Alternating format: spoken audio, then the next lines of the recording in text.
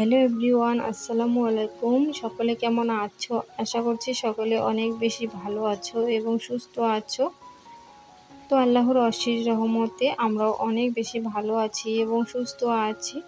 তো এই যে বরাবরের মতো আজকের ভিডিওটাও শুরু করে দিলাম। আর আজকে কিন্তু একদমই সকাল থেকে না, আর এখন হচ্ছে তোমার ওই সন্ধ্যার 6টা 30 মিনিটের মতো এখন থেকে ভিডিওটি শুরু করলাম। কারণটা হচ্ছে আজকে দিনের মধ্যে কারেন্ট খুবই ডিস্টার্ব করছিল, আর আমার বাসায় তো কারেন্ট না থাকলে ভিডিও করা একদমই সম্ভব না। সেই ক্ষেত্রে আর কি দিনের মধ্যে করতেও পারিনি। আর একটুখানি বাজারেও গিয়েছিলাম, কিছু কেনাকাটা করার ছিল সেই ক্ষেত্রে আর কি। তো কী কী কিনেছি সেটা তো অবশ্যই তোমাদের সঙ্গে শেয়ার করব। তো যাই হোক, প্লিজ বন্ধুরা ভিডিও শুরুতে একটা লাইক দিয়ে ভিডিওটি কন্টিনিউ করার চেষ্টা করো। তো আই হোপ তোমাদের কাছে ভিডিওটি অনেক বেশি ভালোই লাগবে, এটাই আশা করছি। আর আমার হচ্ছে বেসিনটার মধ্যে জানি না যে কি হয়ে গিয়েছে আর কি, বাসন ধুতে গেলে ওই যে ওরকমভাবে পানি জমে থাকছে আর কি। তো ওটা আর কি কিছুদিন আগেই কিন্তু মানে জিআই তার যেটা বলে সেটা দিয়েই ঠিক করে দেওয়া হয়েছিল। আবারও সেই একই রকম হয়ে গিয়েছে, জানি না সেটা কেন। আর তার উপরে হচ্ছে জালিটা লাগালে আমার আবার অনেকটা বেশি অসুবিধা হয়, সেই ক্ষেত্রে আমি লাগাই না। হয়তোবা সেটার জন্য কোনো ময়লা ভিতরে গিয়েছে আর সেটাতেই জাম হয়ে গিয়েছে, এটাও হতে পারে। তো যাই হোক, ওটা হচ্ছে খুব শিগগিরই ঠিক করে নেব। আর আজকে হচ্ছে হাসবেন্ডকে বললাম যে রাতে সেরকম কোনো মাছ মাংস কিছুই খাবো না। কারণ হচ্ছে কয়দিন ধরে মানে একদম প্রতিদিনে যেন মাছ মাংস খাওয়া হচ্ছে রাতে। তো সেই ক্ষেত্রে ওইদিকে হচ্ছে ডিম নিয়ে আসা হলো। তারপর আবার মানে প্ল্যানটাও চেঞ্জ হয়ে গেল। তো সেটা কি সেটাও অবশ্যই বলবো তোমাদেরকে। আর এখানে হচ্ছে ওই যে দুধ নিয়ে আসা হলো আর কি 1 প্যাকেট। তো বাজারে গিয়েছিলাম, এসেও হচ্ছে যেন মাথাটা একটু কীরকম ব্যথা করছিল, তাই ভাবলাম একটুখানি চা করে খাবো। তো ঘরে হচ্ছে দুধ শেষ হয়ে গিয়েছিল আর নিয়ে আসাও হয়নি, তাই আর কি এখন ওই যে 1 প্যাকেট দুধ নিয়ে আসা হলো। তো হাসব্যান্ডকে যেহেতু বললাম কথাটা, সে হচ্ছে মানলো আর দোকানে গিয়ে হচ্ছে ডিমই নিয়ে এসেছে।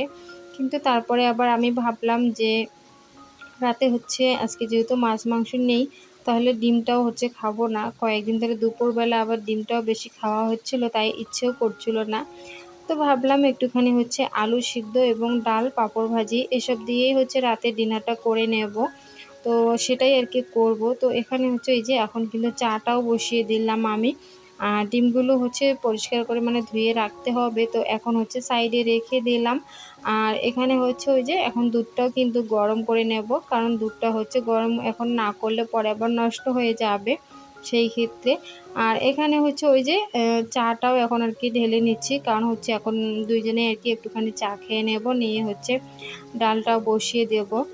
তো আবার অনেক কাজে বাকি রয়েছে, তো সেগুলা তো তোমাদের সামনে সমস্ত কিছুই শেয়ার করতে পারি না। আর আমি এই মুহূর্তে ভয়েস দিচ্ছিলাম রাত্রিবেলা, আর এতটাই বৃষ্টি হচ্ছিল, তার সঙ্গে হচ্ছে আকাশটাও খুব খারাপ করছিল। তো হয়তোবা তোমরা ভয়েস দিচ্ছি শুনতেও পারবে কি না সেটা জানি না। তো যাই হোক, এখানে হচ্ছে একটুখানি ঝুরি ভাজি দিয়ে আর কি চাটা খেয়ে নেব সন্ধ্যাবেলা। তো তারই মাঝখানে কিন্তু অফ ক্যামেরায় আমি হচ্ছে ডাল এবং আলু সিদ্ধ বসিয়ে দিয়েছিলাম প্রেসার কুকারে। আর খুবই যদি ঝটপট করে রান্না করতে চাই তাহলে কিন্তু আমি এভাবেই প্রেসার কুকারেই সিদ্ধ করে নেই। আর যদি হাতে তোমার অনেকটা টাইম থাকে তাহলে হচ্ছে কিন্তু ওই কড়াইয়ের মধ্যে সিদ্ধ করি। তো কড়াইয়ে সিদ্ধ করা ডালটা কিন্তু বেশি টেস্ট লাগে, আর প্রেসার কুকারটা আমার অত বেশি একটা ভালো লাগে না। তো যাই হোক, সেটাই আর কি। তো ওইদিকে হচ্ছে আলু যেহেতু দিয়েছিলাম ডালের সঙ্গে, তো আলুটা হচ্ছে বার করে নিলাম, আর ওটা হচ্ছে খোসা ছাড়িয়ে নেব। আর এখানে হচ্ছে এখন আর কি প্রথমে পাঁপড়টা ভেজে নিচ্ছি। কারণটা হচ্ছে ভাবলাম যে একই কড়াইয়ের মধ্যে সমস্ত কাজই আমার হয়ে যাবে, সেই ক্ষেত্রে আগে হচ্ছে পাঁপড়টা ভেজে নেব। আর তারপর হচ্ছে আলু সিদ্ধ করেছি, আলু মাখা করার জন্য লঙ্কা এবং পেঁয়াজ এসবও আর কি ভেজে নেব। তারপর শেষেই কিন্তু ডালটা আমি সম্বার দেব। তাহলে হচ্ছে একখানেই আমার সমস্ত কাজ হয়ে গেল। তো এটাই আর কি, মাঝে মধ্যে কিন্তু এরকম করে আর কি বুদ্ধি লাগিয়ে কাজগুলো করি। আর কি করার, তাই না? একা হাতেই সমস্ত কাজ যেহেতু করতে হয়, তাহলে একটুখানি বুদ্ধি দিয়েই কাজগুলো করতে লাগে। আর এইভাবেই কিন্তু মাঝে মধ্যে একটুখানি হিসাব করে চলি। তো কারণটা হচ্ছে এটাই যে হিসাব করে চললে কি মাসের শেষে একটুখানি ভালোভাবে চলা যায়। আর যদি ওই যে মাসের শুরুতে বেহিসাবি চলি তাহলে হচ্ছে কিন্তু মাসের শেষে অনেকটা বেশি কষ্টও করতে লাগে। কারণ হচ্ছে দোকানে অনেকগুলো টাকা হয়ে যায়, তখন আর মন চায় না যে আমি কিছু একটা নিয়ে আসি। খুবই খারাপ লাগে এবং টেনশন হয় যতদিন না টাকাটা দিতে পারি। তো এটাই আরকি। আগের তুলনায় এখন হচ্ছে অনেক বেশি আরকি দোকানে বিল আসে। তো সেটা কিছু করার নেই। কারণটা হচ্ছে সমস্ত কিছু জিনিসের এতই দাম বেড়েছে যে কি আর বলবো। সেই ক্ষেত্রেই কিন্তু মানে মনটা অনেক সময় খারাপও হয়ে যায় যে এই আমরা ৩ জন মানুষের সংসারে এত টাকা লাগে, সত্যি কথা। কিন্তু আমি কিন্তু মাঝে মধ্যে আমার মনে সন্দেহ লাগে যে হয়তোবা আমার কাছেই বেশি খরচা হয়ে যাচ্ছে নাকি। আমি এদিকে মানে ২-১ জনকে জিজ্ঞাসাও করি। যখন তাদের কাছে শুনি যে না তাদেরও ওরকমই, তখন একটু মনটাকে সান্ত্বনা দেই, ভালো লাগে যে না হয়তোবা আমি হিসাব করে সংসারটাকে চালাতে পারছি। তো সব ঘরের বউরাই কিন্তু এরকমই করে, আমি যেটা মনে করি। কেউ চাইবে না যে আমার সংসার থেকে কোনো একটা ফালতু খরচা হোক বা বেহিসাবি খরচা করি। কারণটা হচ্ছে সেটা তো নিজের সংসার থেকেই যাবে না। আর যদি হিসাব করে চলি তাহলে হচ্ছে টাকা যদি হাতে থাকে তাহলে কিন্তু বেশ ভালোই লাগবে। তো সেটাই আরকি কথা। আর তার উপরে যেহেতু ভাড়া বাসায় থাকি তাহলে তো একটু হিসাব করে চলতেই হবে। আর বউ যদি হিসাব করে চলে তাহলে কিন্তু স্বামীর কিন্তু ভালোই হয়। আর যদি স্বামী হিসাব করে চলে তাহলে কিন্তু বউয়ের অনেকটা কষ্ট করেই চলতে হয়, তাই না? এটা হচ্ছে কাদের সঙ্গে হয় অবশ্যই কমেন্ট করে জানাতে ভুলো না। তো এই যে আমাদের কিন্তু মানে বলতে গেলে আমরা ২ জনেই মানে বেশি একটা হিসাবিও না, আর বেশি একটা মনে করো উজাড়ও না। একদম মিডিয়াম বলতে গেলে। কিন্তু আমি এখন হচ্ছে কমানোর অনেকটা বেশি চেষ্টা করছি। কিন্তু সত্যি বলতে গেলে হচ্ছেই না যেন।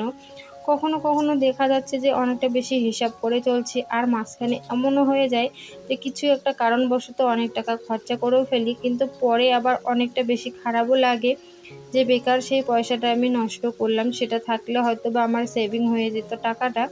তো এটাই। আর আমি হচ্ছে মাটির ব্যাংক নিয়েছি, সেটার মধ্যে টুকটাক করে পয়সা রাখি।